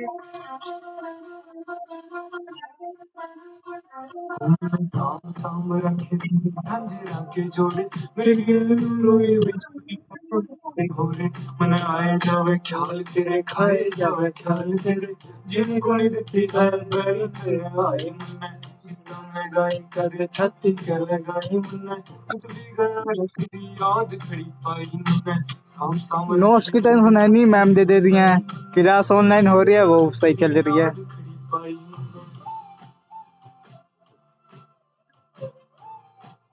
सबसे लास्ट तक तो अभिषेक भाई तुम और मैं ही रहते हैं बस हैं हाँ ये तो है सुनील भाई। ना कुछ काम। हाल तो बेचारे का तेरे बिना जीना भी के जीना बन जारे का खोया रहूं याद तेरी करके ना गानियां बटोए मैं रखूं तेरी सांभ के निशानियां तेरे बिना काल हो रे ठीक कोने हाल मेरा आज जोड़ू राम दे सस्सा तेरी आई मैं कितना मैं गाई कदे छाती के लगाई मन जित भी गया तेरी याद खड़ी पाई मन साम साम रखी बहुत छाती के लगाई मन जित भी गया तेरी याद खड़ी पाई मन सब तो कल या हाँ परसों ही जाना है कॉलेज और फिर देखना है मैडम के पास जाके सीधा प्रिंसिपल का ही उनने भेजा है ना हाँ नोटिस जो भेजा कैसी हो आप। नोटिस जो है प्रिंसिपल ने भेजा है मिस्टर नोमी और ये जो अगर हमने ये फॉर्म नहीं भरा तो लिंक जो हमारा खुलेगा नहीं फॉर्म भरने का कि मैम ये देखो हमने भर भी भाई दिया है खुलेगा नहीं पेपर नहीं दे पाओगे यार। वही तो पेपर नहीं दे पाओगे। अगर अब हमने फॉर्म भी भर दिया और लिंक भी खोल लिया साइबर कैफे जा रहे हैं नहीं आ रहा तो इसका हमें वो करो अब आप ही भर के दो हाँ मैंने तो कर दिया और क्या।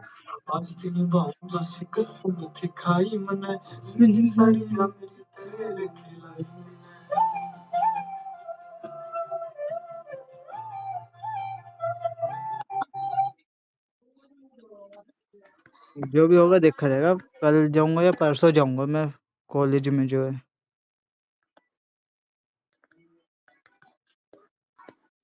मैम हमारी बातें सुन रही हैं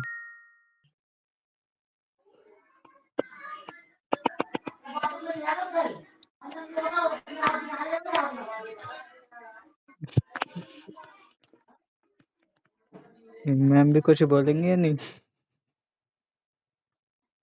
हेलो मिस पायल कैसी हो आप। ओ, Would you like to talk with me?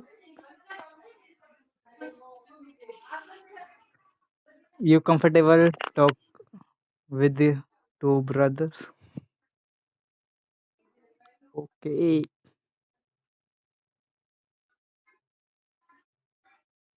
ये बीएम है क्या या बीकॉम बीए में है भाई सब लोग। अच्छा हाँ सोशोलॉजी वाले हैं जो बी और एमए वाले हैं मिक्स उसमें बेकार करते हैं मैम में भाई उन मैम का तो पता ही कौन नहीं कौन है चला भाई अभी इसे मतलब हम 3 ही हैं बस अवेलेबल कौन कौन है इस टाइम हम अभी 3 ही हैं मतलब 3। हाँ यार ये मतलब पायल तो कुछ बोल भी नहीं रही। शायद अब बोलना। मुझे ब्लॉक कर दो क्योंकि परेशान करते हैं।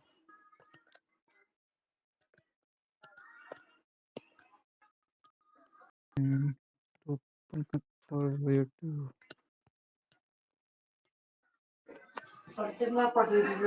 कौन सी तनु तो धर देना था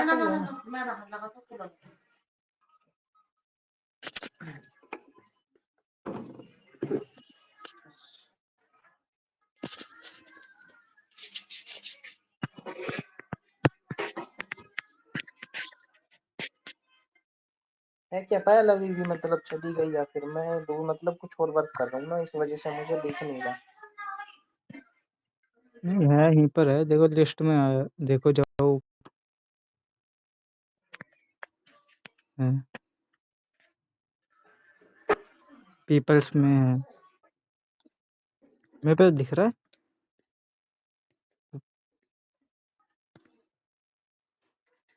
इसमें दिया था नहीं है, ये रहा।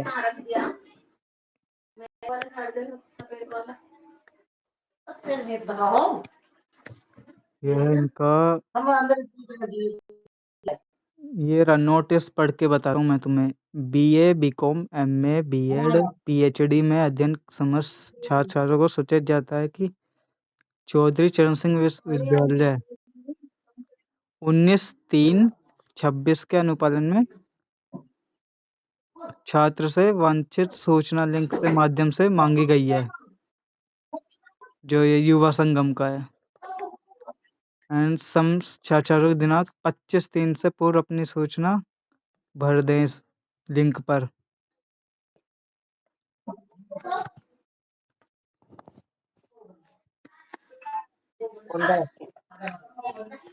हो रखा। अब तो हम दो ही हैं मुझे लग रहा है। और इसमें बोला है कि उसके प्रति महाविद्यालय एनसीसी रूम में जमा कर दें। फिर बोला था कि ऑनलाइन लिंक जाएगा, वो जमा करना है उसका।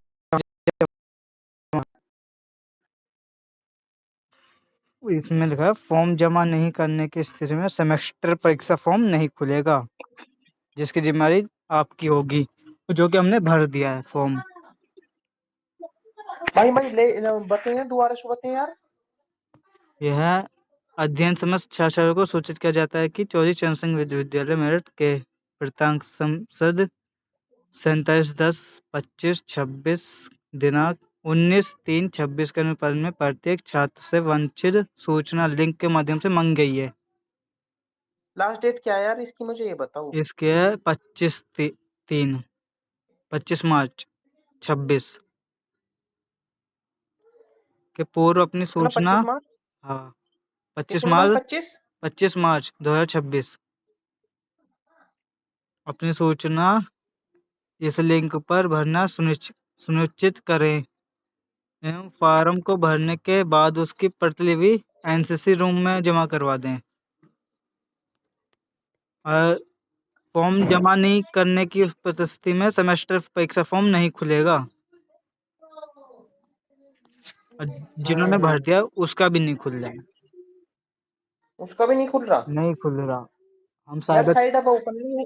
क्या तारीख है भाई आज? ये है आज आपकी 23। और तुम बस चलो आज ही कराता हूँ मैं यार, मतलब साइड ओपन हो रही है नहीं हो पा रही इसकी हाँ हो रही है। इसका तो भाई मैं आज ही करा देता हूँ। इसमें मतलब कराना क्या है अपनी, मतलब जैसे पहले आप RID बनाई थी ऐसा कुछ था क्या? नहीं नहीं नहीं नहीं, इसमें आप इस लिंक पे जाओगे ना, आगे होगा लिंक तो तुम्हारे पास। हाँ लिंक तो मेरे पास, मतलब किस पे आएगा लिंक? इस पे व्हाट्सएप ग्रुप पे? हाँ, लिंक तो आगे होगा, मैंने चेक नहीं करा। HTTPS ऊपर नीचे वाला हम्म। लाइनिंग वाले जो सिंबल होता है, टेढ़े वाले लाइनिंग, EB, या ये लिख देना EBSB.AICTE_India.org, इसे लिख देना। इसमें फिर तुम्हारा युवा संगम का आ जाएगा, फर्स्ट लिंक आएगा, उसे ओपन करना, नीचे जाना स्क्रॉल करके, उसमें यूजी लिख देना, क्योंकि अंडर ग्रेजुएट हो तो यूजी, पोस्ट ग्रेजुएट हो पीजी। फिर उसके बाद अपना नाम, ईमेल आईडी, फ़ोन नंबर और आधार कार्ड लगेगा तुम्हारा उसमें पीडीएफ में, फाइल में। और फिर उसके बाद तुम्हारे अपार आईडी का मांगेगा, ऑप्शनल है, अगर है लगाना हाँ नहीं चाहो वो तो तो लगा दो। ऑप्शनल है, वो तो मतलब वो अपार आईडी तो जमा करनी पड़ती है उसमें फिर। नहीं, ऑप्शनल है, मैं कि करनी चाहो करो, नहीं तो ना मत करो, मर्जी है। और नहीं फिर मतलब अपार आईडी से ही तो वो कॉलेज आईडी की तरह काम करती है वो अपार आईडी जो है। हाँ वो तो है, मैंने लगाई थी अपनी तो वैसे। वो हमारी कॉलेज आईडी है, मैं सही बताऊँ अपार आईडी जो है ना। हाँ उसमें तो हमारा पूरा बायोडेटा निकल के आ जाएगा स्टूडेंट हाँ लाइफ हाँ का। वो जो शो करता है कि ये स्टूडेंट इस कॉलेज से मतलब यूनिवर्सिटी हमारी जो हाँ, CCSU है ना, तो उस कहाँ पे कहाँ भी से शो पढ़ के करता है आया कि है हम। हाँ हाँ हाँ। और ये उसके, हमारे इन फ्यूचर भी काम आने वाली है ये अपार आईडी जो है। इसलिए तो बनी है ये एक आधार हाँ कार्ड हाँ की ये तरह ही है। आधार कार्ड ही मान लो इसे, डिजी लॉकर में इसलिए तो सेव करा के रखी हुई है मतलब टीचर्स वगैरह ने इसलिए मतलब प्रेफर करा था कि हाँ मतलब इस चीज को मतलब संभाल के रखना अपने उसमें मेल वगैरह है डिजी लॉकर वगैरह में। मैंने खुद अपने दोस्तों की बनाई है, 5-5 एक दिन में बनाई है। कल पेपर है, आज नहीं रात यार को। मतलब भाई मैंने क्या करा है पता है, जब एग्जाम होता है ना एग्जाम के लास्ट तक भी मैंने अपना मतलब वो करा है, फॉर्म लिखवाया है। वही तो, नहीं कल पेपर है ना, तो मैंने आज रात को 5-5 जनों के बैठ रहा हूँ लेकर बनाने, हम्म वही 12th के एग्जाम में। हम्म। अच्छा मुझे ये बताओ यार, इसकी मतलब जो एग्जाम फॉर्म भरे जा रहे हैं दोबारा से, इसे ये इंटरनल है एक्सटर्नल है? कोई फाइनल बता रहा है, कोई इंटरनल एक्सटर्नल बता रहा है। नहीं यार फाइनल तो मतलब फाइनल का कोई मतलब नहीं है, ये अभी तो सेमेस्टर सेकंड ही है ना, सेकंड सेमेस्टर है अभी हमारा। हाँ, तो इसमें क्या मतलब हमें क्या करना है इसमें अभी दोबारा 25 से वाला बता रहे हैं। एग्जाम? हाँ इसमें यार मतलब मैंने देखा था तो ये जो इंटरनल होते हैं ना, तो इंटरनल एग्जाम के लिए तो नहीं भरा जाता मुझे लग रहा है ये फाइल, ये क्या होता है मतलब फॉर्म जो भरे जाते हैं। हाँ और ये बस यूनिवर्सल यानी कि इंटरनल एग्जाम के लिए भरे जाते हैं, एक्सटर्नल यानी कि हाँ इंटरनल के लिए नहीं भरे जाते, एक्सटर्नल के लिए भरे जाते हैं ये। ये तो है, वो क्या कहते हैं, हॉस्पिटैलिटी है तुम पर? सब्जेक्ट हाँ, नहीं स्किल कोर्स जो है हॉस्पिटैलिटी। हॉस्पिटैलिटी यानी कि हॉस्पिटल मैनेजमेंट। हाँ हाँ वही वाला। हाँ वो तो है मेरे पास। उसमें और दिमाग खराब कर दिया मैम ने। कैसे उसमें क्या हुआ? उसमें 60 नंबर की हुआ है प्रैक्टिकल, 6 पेज की तो अच्छा फाइल बनानी है। नहीं 6 पेज की इतनी कोई मुश्किल भी नहीं है यार वैसे देखा जाए तो। फाइल तो कोई मुश्किल नहीं है, फाइल तो हम बना देंगे। अच्छा उसमें हमें एक वीडियोग्राफी में बनानी है किसी होटल या रेस्टोरेंट में जाके। वीडियोग्राफी मतलब किस चीज के ऊपर? हमें एक ब्लॉग सा बनाना है पूरा वहाँ का, अच्छा क्या मतलब काम होता है उसमें वो ये हमें दिखाना करके है हो। कि बच्चा मतलब हॉस्पिटल के लिए अवेयर है, मतलब कुछ हॉस्पिटल नहीं, जानकारी है रेस्टोरेंट। इसे हॉस्पिटल के को लेकर। रेस्टोरेंट। रेस्टोरेंट? हाँ, रेस्टोरेंट में इसका क्या रोल है भाई, मुझे समझ नहीं आ रहा। हॉस्पिटलिटी मैनेजमेंट के लिए उसका हमें एक वीडियो बनानी है तुम्हें, एक दिन की 8 घंटे की, आधे घंटे की दोनों, 2 दिन की वीडियो बनानी है तुम्हें, मैं कि बहुत बढ़िया। 2 दिन की वीडियो मतलब?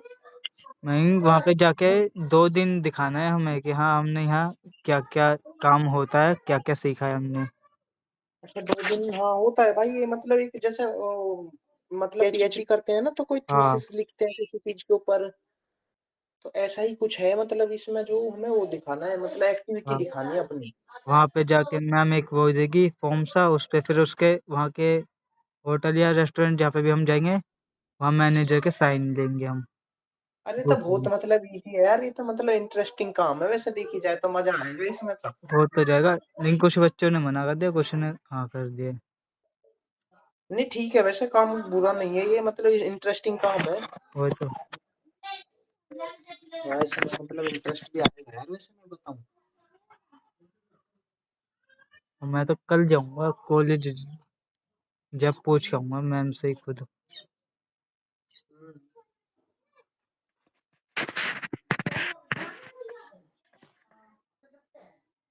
वरना 25 तारीख को फिर देखेंगे फॉर्म भर के भरा जाए तो ठीक है, वरना फिर पहुंचेंगे अगले दिन।